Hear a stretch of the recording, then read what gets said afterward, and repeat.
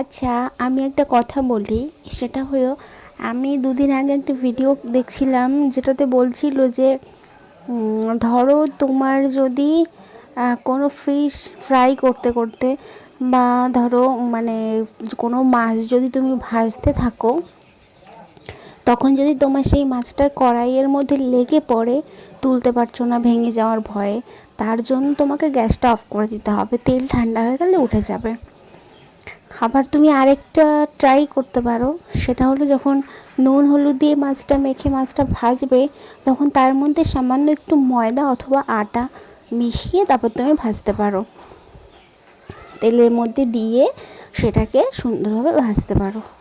এইবার একটা কথা বলি, যদি সেটা ভাজার পরেও দেখো না ওঠে, কি করবে আর? তারপরে একদম ভর্তা বানিয়ে খেয়ে নেবে।